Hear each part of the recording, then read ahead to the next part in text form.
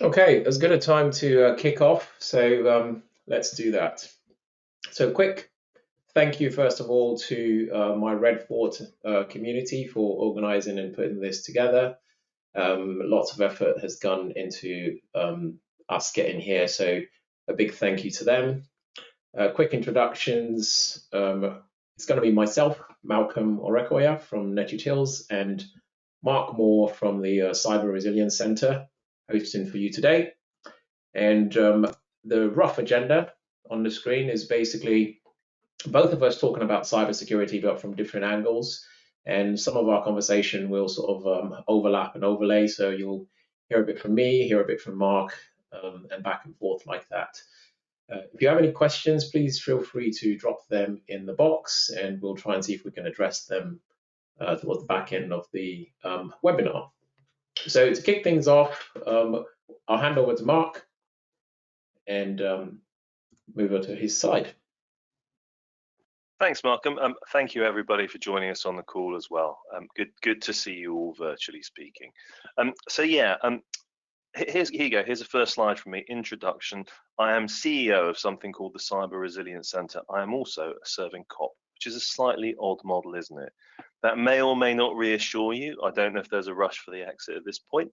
But what it does mean is that essentially I come from quite a different angle from many businesses in the cyberspace. And it also means I'm probably going to talk to you a lot in plain English because the really technical stuff I'm going to hand back to Malcolm for if we reach that point. Thanks, Malcolm. I'll talk more about what we do if we can move to the next slide. And I wanted to get onto the really important distinction in what I do and what I offer. Almost uniquely, I run a small business called the Cyber Resilience Center in the Southwest region, and it's part of a national policing network. So wherever you're joining us from, there is a Cyber Resilience Center that covers your area too. We have our salaries paid by the Home Office and by regional policing, which means that up front, I'm going to be really clear. As a pretty unique business proposition, I need to make precisely £0 and 0 pence out of all of my clients. What I do is essentially about protective services for businesses and charities, because as I'm sure you know, and that's why you're on the call, cyber is one of the key threats at the moment to you as a business person and to the UK economy, which is why it's so important for us to try and make people safer. So thank you, Malcolm. Next, if I could. What are we going to do? What we do broadly is that we just bring people up to speed with the basics of what cyber resilience looks like. So we never get taught this stuff in school, do we? It's really strange. I talk to my kids around what do you know about cybersecurity? They love our dinner time conversations. And they talk to me about strangers and chat rooms. And what they don't talk to me about is password hygiene, because they've absolutely no idea. They don't talk to me about two-factor authentication because they've never heard of it. And frankly, why would they? They don't get taught this stuff. And many of us on the call didn't get taught this stuff either. And what that means is that we kind of absorb it and we sort of learn it from people that might know a bit in our networks. But it's really difficult to get that start off. These are the things that you need to do to get safe. And that kind of is really hard for many business people who juggle so many other threats that we'll talk about later. So our role, I guess, is largely about Cyber 101. We'll get people from nothing to a place where they've done the basics and they're a lot safer than they might have been. And part of what we'll do, so in the Southwest region, we give people a kind of a 12-week journey of hints and tips on all the basics that they might need. But we'll also give a monthly threat assessment that talks in simple English terms about actually how they need to update stuff, click on stuff, avoid stuff, and do things. So it's a very simple, basic offer, and we don't charge for it. And if people are confused around bits and pieces, then we're there at the end of a phone or the end of an email to try and help address that. So basic crime prevention in a modern world. That's us in a nutshell. Thank you, Malcolm. We do a little bit more than that, and that's why I'm a kind of a business footing. So I want to talk about this very briefly. If stage one for businesses that sign up with us is a supported DIY, stage two is about somebody with a bit of knowledge coming in and looking at your business and your operation. And this is an offer that we know many small businesses and charities find tough to access because cyber services can be really quite expensive. So what we do is we recruit a number of the ethical hacking students, computer science students from around the regions, interview them, vet them, all those kind of things that you would expect.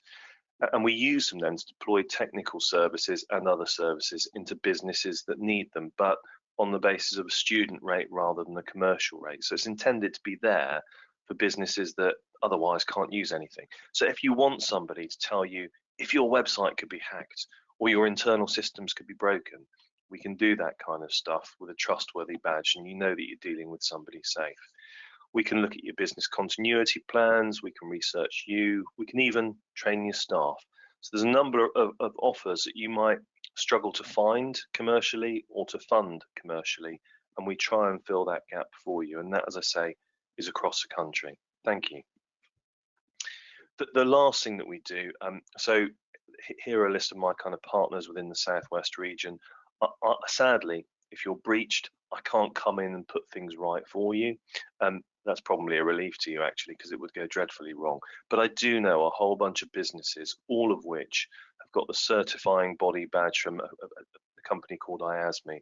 And what that means is that they manage the government's Cyber Essentials scheme, which is about understanding the basics of cybersecurity. So if you need somebody and you don't know where to turn, I will refer you across to somebody local who I know understands the basics of cybersecurity. I won't make money from that. It's not a kickback model. But what it does mean is that if your choice is Google search and hope that someone a bit ropey hasn't just paid to be at the top of the rankings, then we can try and put you somewhere that we think is a reputable place to start. So 3-stage model, and that broadly summarizes where we are. Thanks, Malcolm. So the last sort of thing that I wanted to signpost, I will always talk about the Southwest because it's what I do, but there are regional centres across the country. And if you use the link on the screen now, so if you Google the National CRC Group, Cyber Resilience Centre Group, then you can find details of your local centre, and all offer that consistent free membership model.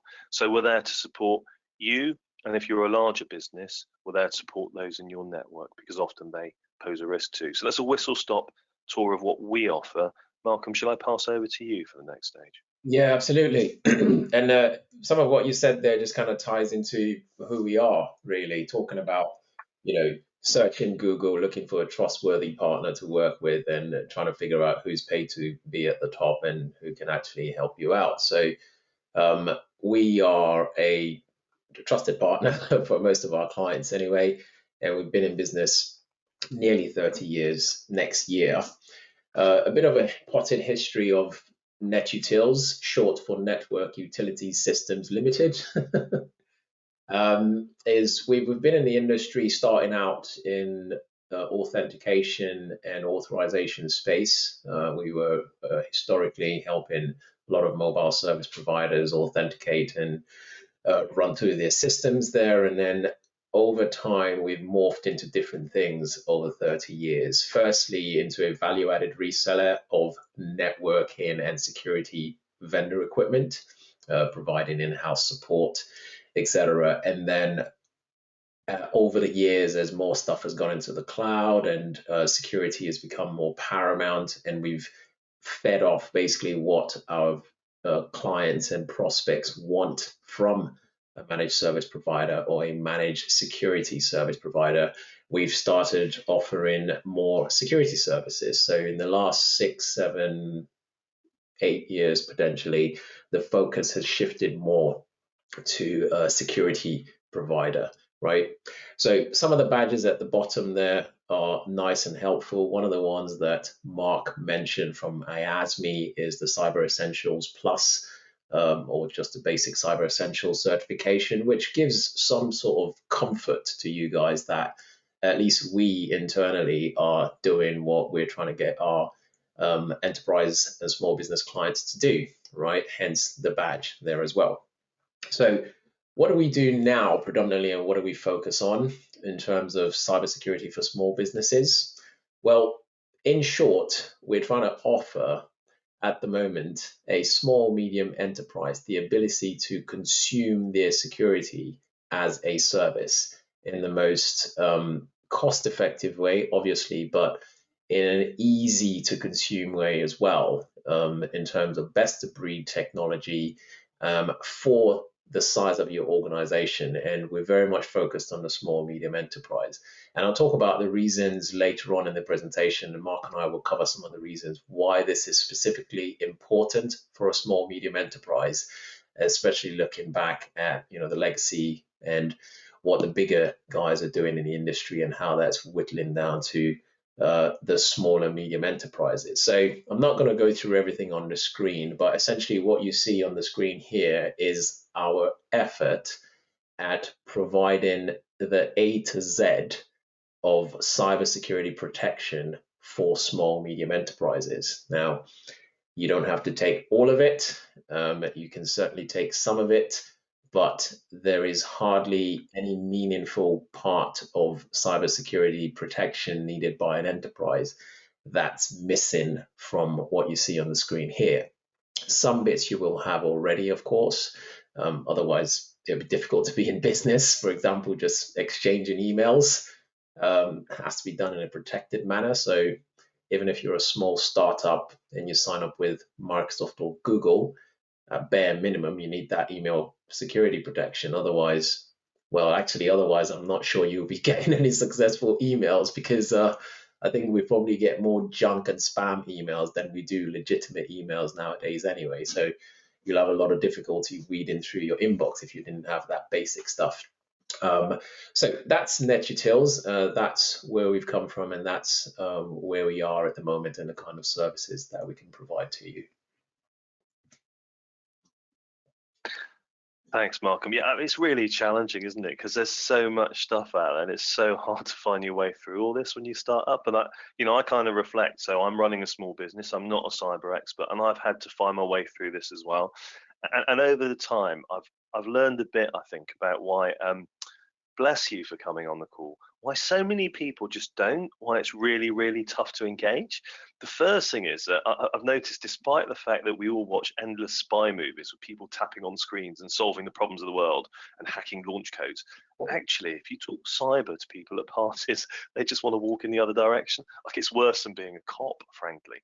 So cybersecurity is not a subject. It's like insurance or health and safety. It's not one that excites people, but what they need to realize is the kind of risk that's associated with not doing this stuff. And I know we'll talk about that a bit later. I think the other thing that kind of feeds into it is actually just the sheer helplessness that they feel, because so much of the press, the news coverage around this talks about Ukraine and Russia and huge international companies being hacked. And you think, well, gosh, I run a greengrocers on my local high street. What on earth hope do I have, and how is it relevant, and why would people come near me anyway? So there's that kind of fatalism that I just can't do anything.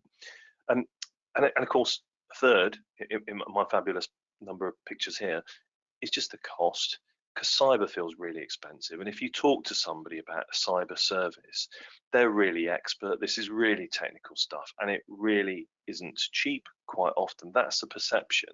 But what that means is that people don't understand the basic start-off points, the inexpensive things that they can do that just really ramp up how protected they are. So if you can't repel an entire Russian spy network, that's fine. But you know what? You can significantly target harden. You can lock your digital front door, and many people just aren't even doing that. And they just find the whole topic far too scary to countenance. So closing your eyes, closing your ears, doing that three monkeys thing, it genuinely is the approach that a lot of businesses take. And I think that's quite frustrating, because the reality is that locking your door is quite simple. And I talk to so many people that haven't done those quite simple things. But it does happen, and we'll talk more about this, to companies like ours and to people like us. And I constantly come across this. Don't believe a word that I say today, at least in terms of the slides, because the typical victim does not look like this anymore. And many people still have this kind of preconception that cybercrime is a thing that happens to people that are elderly, that don't know better, that are a little bit naive around stuff. Well, the news flash is that actually the most common group to fall victim, people in their 20s and 30s, and there's increasing evidence around people getting safer as they get older. Not necessarily once they leave the workplace, but within the workplace. It's all about us starting to learn, Tracy, account's got that kind of email. Oh, okay. And now I've had a phishing scam email. Oh, okay, I understand that. And we learn as we go along. So actually, it's people that blithely live their lives online without considering the basics of stuff that often fall victim. Cyber is no longer, and we'll talk about this in a moment, it's no longer about actually missing something that you could stroke should have spotted. It's about the fact there are real professionals out there who know how to do this stuff. And so what you need is to maximize the security that your IT can give you and some of the supporting packages around you, so that actually some of the grief of trying to avoid victimization is taken away from you because it's done for you. So there's some processes and things that you can do which really, really support that. Thanks, Mark. Yeah, and absolutely. The slide here actually just goes to support what you said, Mark, about the news and what's put out there. But I appreciate it's scary, and sometimes just hearing about the big guys, you as a small business owner just thinks, well, Microsoft got hacked, so who's going to hack my little, hair salon or whatever it is. But the reality of it is that the more you hear about the big hacks in the news, right, the less you hear about the hundreds of other little hacks that no one's talking about in the news. Because, if you're just one organization, small, medium enterprise, and something happens to you, it's highly unlikely that it's going to end up on BBC World News. Do you know what I mean? So it's worth noting that, yes, the news are hyping things up a little bit, but for good reason, right? So what you see on the news is actually just the tip of the iceberg, and there is a lot more going on with actually more small, medium enterprise businesses than just the huge big names. So it doesn't just happen to just the big names, is actually the fact of the matter. And supporting that as well, we start thinking, okay, so if the big guys are getting hacked and they are following all of the best practices, et cetera, what is important right nowadays? So historically, in typical networks, whether it be a small, medium enterprise or a large organization, what was important was availability of the network. If we think back 20, 30 years, etc., we just needed stuff to be up and available. The big guys made sure that their services were available and they could be accessed by customers, etc., etc. So essentially, they were looking at all the green lights are on, availability is all on, and the customers are happy. But is that still what we're looking at now? Are we still staring at all the green lights and focused on systems available, networks available, and of course data is secure? I think not so much. I don't think that is the priority nowadays, actually, for larger enterprises or small and medium enterprises. Nowadays, the assumption is that that network and its availability is a given. Imagine your internet connection at home. Do you care what the particular vendor put into the ground in terms of fiber or copper or whatever? Do you care what they've set up in the exchange in your local village? Do you care about the model of the router they sent you or the cables that they sent you? No, you don't. All you care about is the service that you get delivered as soon as you plug everything in. Is the internet connection up? Is it, providing you the service that you're paying for? And so more and more people are moving away from that network availability, and more towards a service availability. And cybersecurity is moving in the same direction. So we assume nowadays that the network is there and should be working. And we are now going towards the stage where we're going to start assuming some of the basic cyber hygiene is there and available, at least for a small medium enterprise. I mean, passwords, for example, is a very good example. Back in the day, it was change your passwords every 45, days or 90 days, and make it as complex as possible, 8 characters or 12, etc., etc. But we all know if you had to change your password every 30 or 45 days, within a year or 2 years, you will cycle through every password that you can think of off the top of your head. So eventually you will reuse passwords or change the 1 and the 2 at the end of the password to a 2 and a 1 or a 3 and a 4 or whatever. We all do it, so it's not picking on anyone. But cybersecurity as a given is looking at things like everything, for example, should have multi-factor authentication. So passwords are somewhat irrelevant, and you've actually had in the last year, for example, people like Microsoft publish articles saying basically the same thing. Passwords are irrelevant. You don't have to change your passwords so many times because the fact of the matter is it's easily hackable.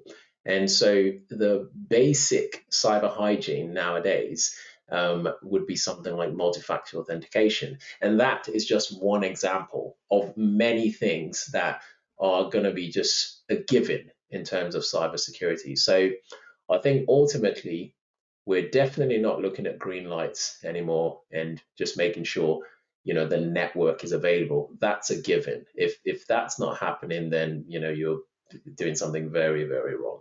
Now we've moved on to cybersecurity basics, baseline, basically, as a given. And an example is what I just described there. Yeah, thanks, Mark. And we'll come on some interesting examples, I know, later on about actually companies that didn't do the basics and what happened as a result.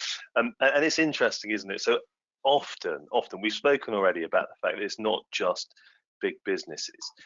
I think as a cyber kind of industry, we've done ourselves no favor because so much of the hype around it is scary stuff and remarkable figures. 3,000 people get breached every year, if not every month.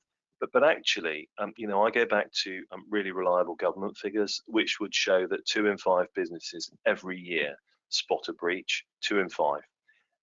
And actually, of those, there's a significant number that are spotting a breach every week, which kind of suggests to me either that, God, they're really unlucky, or that the others, a large chunk of the others, are in blissful ignorance. But let's take as a base point that 2 in 5 businesses are being hit every year, and that the average cost of that is somewhere just north of about £4,000 to them. And the reason people say, well, why would anybody target my chain of hairdressing salons? Well, I don't know. Let's talk about why people would burgle your house. Just imagine as you walk down the road that first up, above your house or on the front lawn, you've got a little sign up that says, this is how much money sits inside.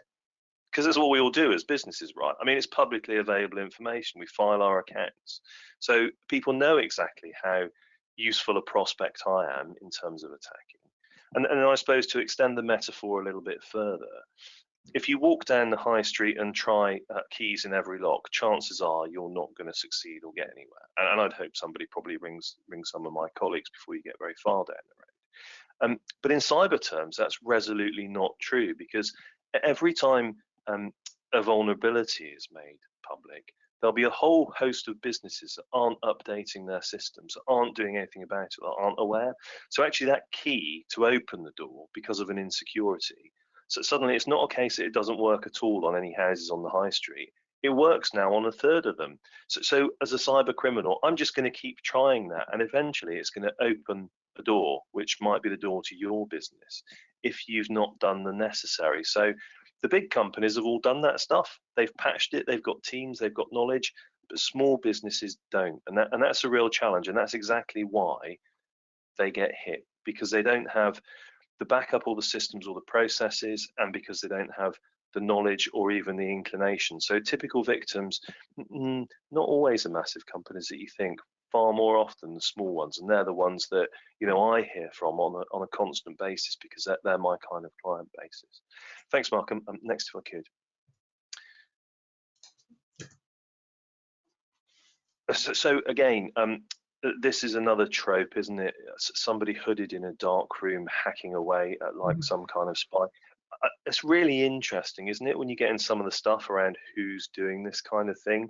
I could sit at the top of a criminal empire if I chose to do so, and it would be fairly easy because it's such a professionalized business model now, and in the way that many of us understand, what franchising looks like or how to outsource aspects that are really difficult for us. That's exactly what cybercrime looks like. So if I go to the right places, I can find somebody to provide me with a bank log on page really easy. It looks really credible.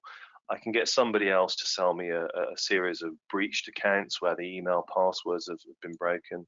I can get somebody else to give me a package of malware so that I can download the right stuff to your computer. And do you know what? Some of the bigger organizations, the more professional ones that do hit the headlines, they've even got their own kind of HR departments. I mean, they'll interview people before they provide them with their malware so that they can make sure they know enough about stuff not to compromise the mothership. So if we think that we're all fighting some sort of teenage spotty warrior, then you're absolutely in the wrong place. And the implication of that is that, going back to what I said about the previous victim, this isn't about somebody getting stuff wrong or being daft.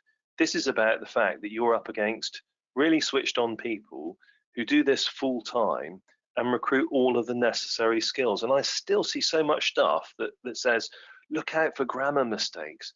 Well, that's a bit of a thing, but actually also, do you know what? I can hire somebody who speaks business appropriate English so that if I don't, I can send it in to the CEO and it will land and look immensely credible. So if we're assuming that cyber is somehow a thing that we should be avoiding, then we're probably in the wrong space, which is why some of the protections we're going to talk about, I think, are so important. Thanks, Mark. I did say that many of the things come down to basics, and I want briefly to talk about those. It'd be wrong not to.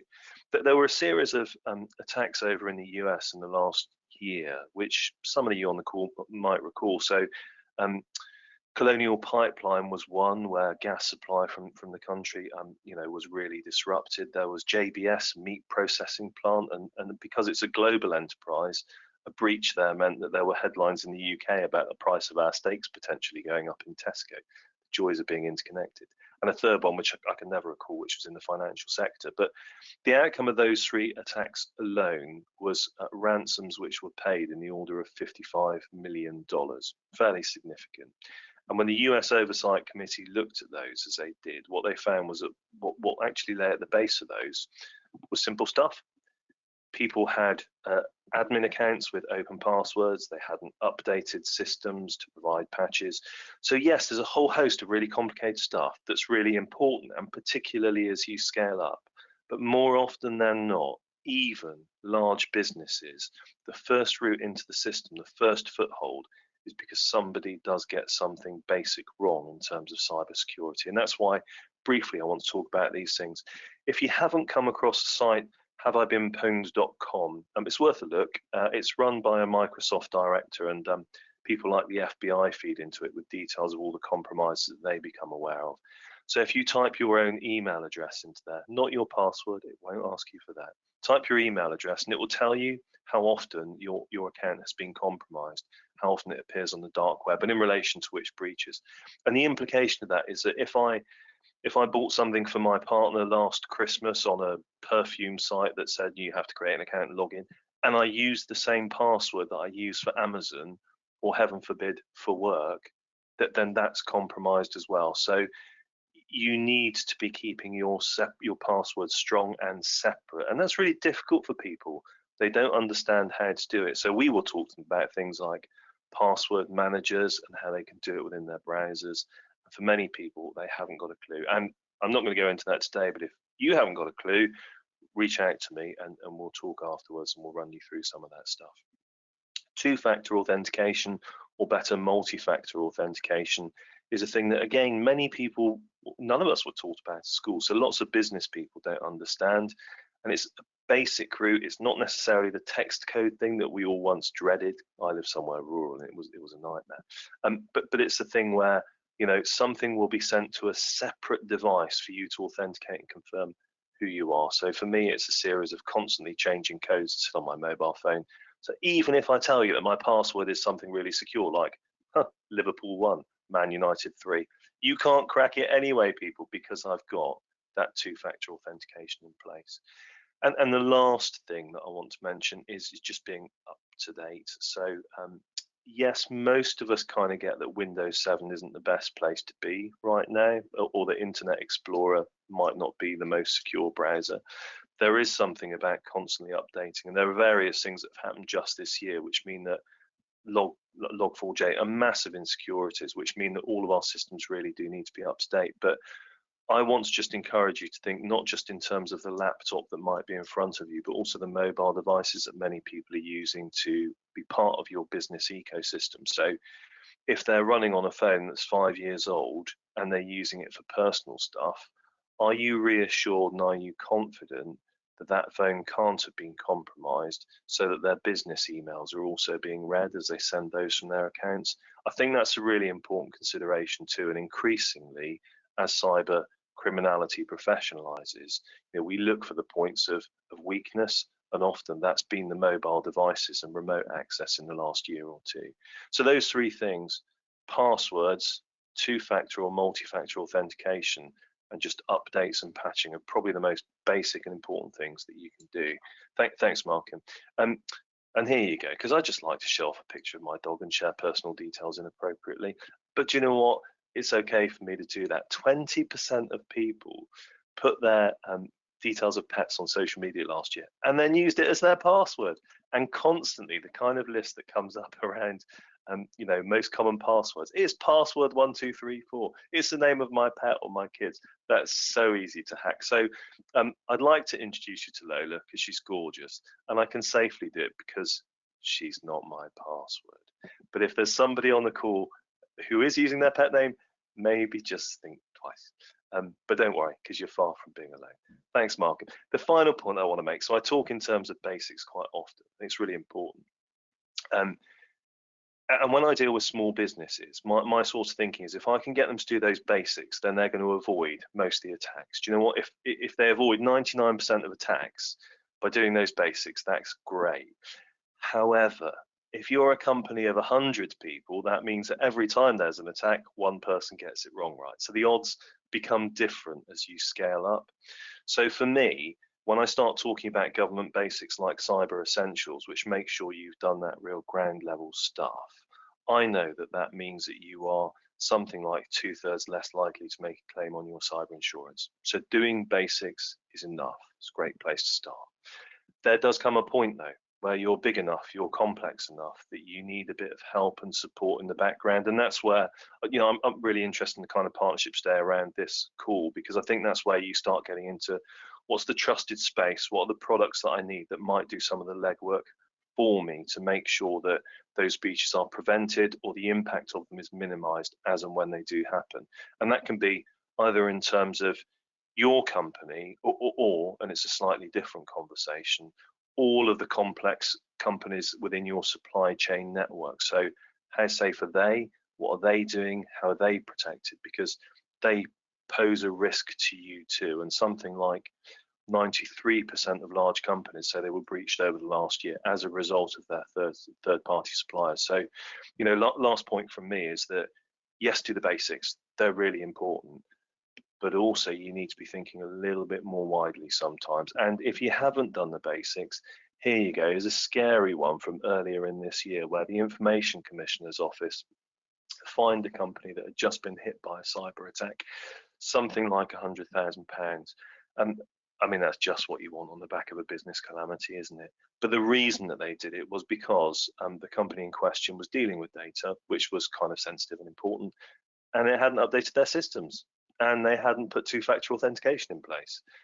And I think the ICO is absolutely right, actually, to be saying 15 years ago, we might not have known about this stuff, but actually now we do.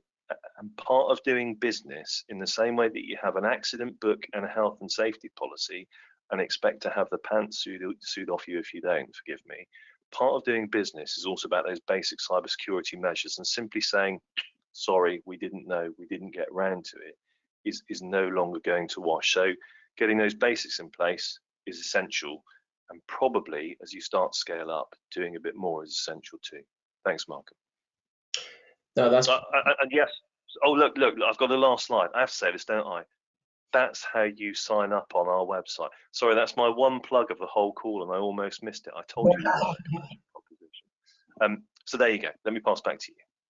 Yeah, no, so everything you've just described there, Mark, is, the bare minimum, that's required nowadays. Doing the simple things from, multi-factor authentication and patching, et cetera, et cetera. I mean, one of the things to point out, whether you're a one-man band or, 250 user organization or, a 50,000 user organization, is we're all dealing with the human element, right? And there's no getting away from it. So you could be the guy that's working for a 50,000 user organization, but that doesn't stop you from putting your dog's name as your password because it's easy for you to remember, et cetera, et cetera. So, all of that that Mark has talked about is the move towards a more cyber-centric approach.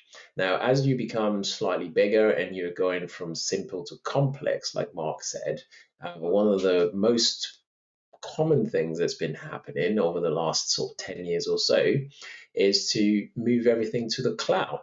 Now, why is that? Well, many reasons. One of the most obvious ones is internet connectivity is amazing nowadays compared to 1995, for example.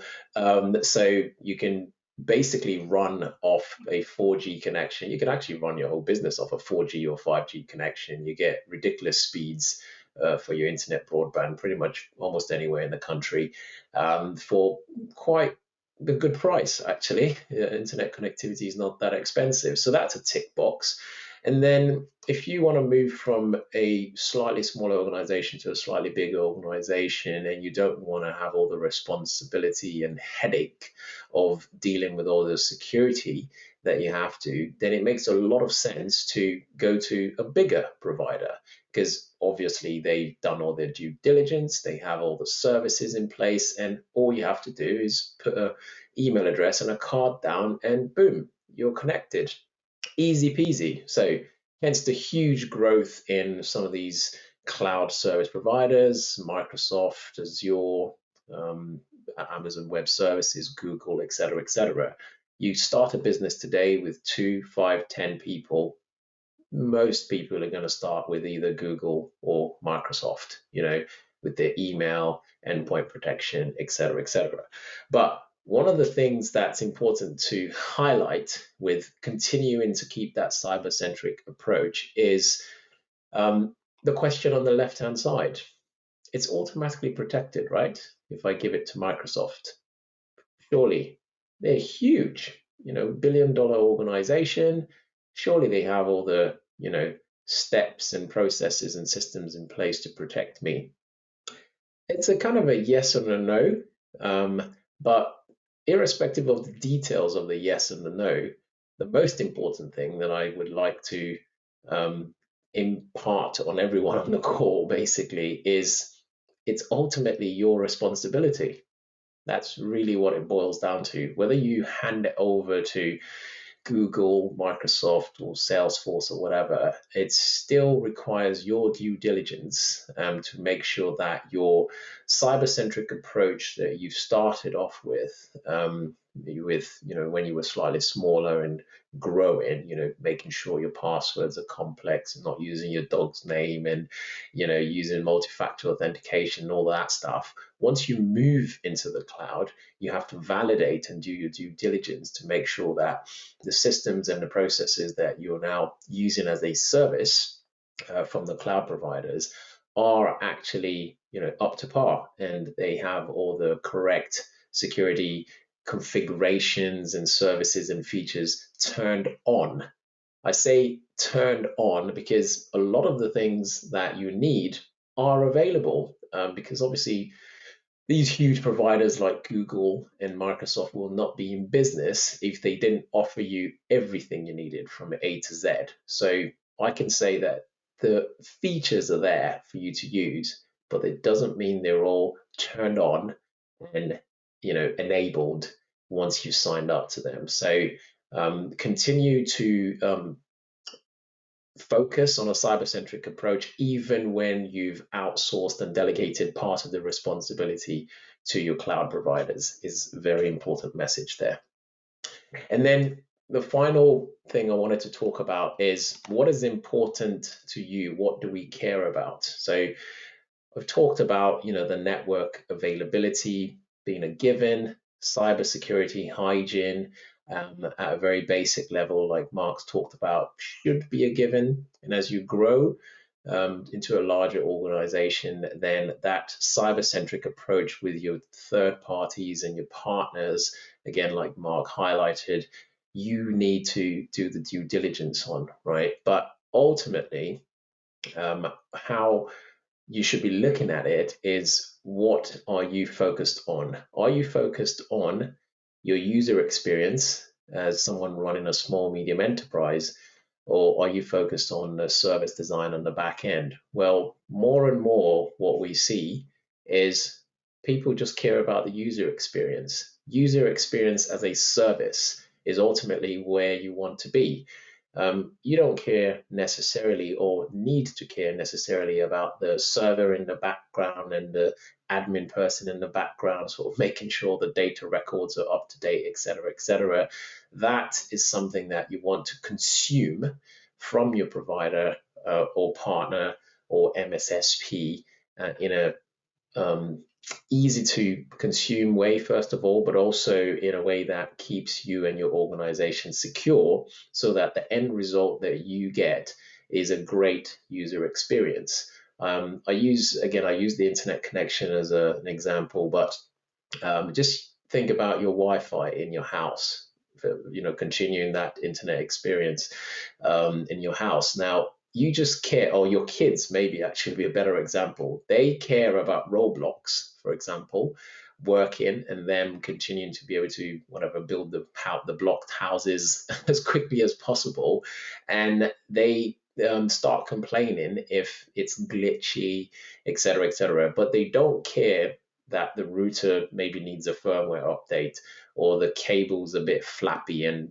daddy needs to swap the cable or something like that. And that's similarly how you want to approach your service provider, your managed service provider, and the people that you collaborate with.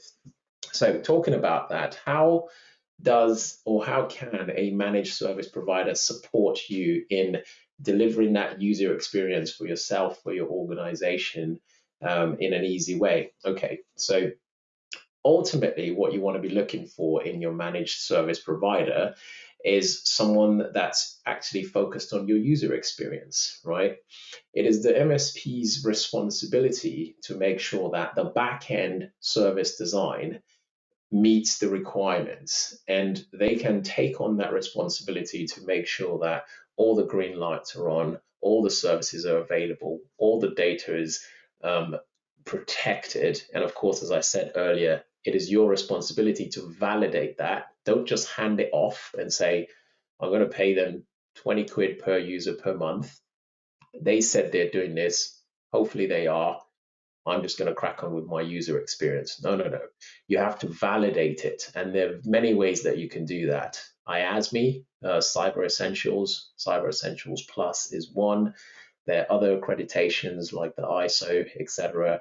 And if you're in financial services, there are other tick boxes or validations that you can run through to actually hold your partners and your MSP provider accountable to validate that they're doing everything they need to in terms of the service design at the back end.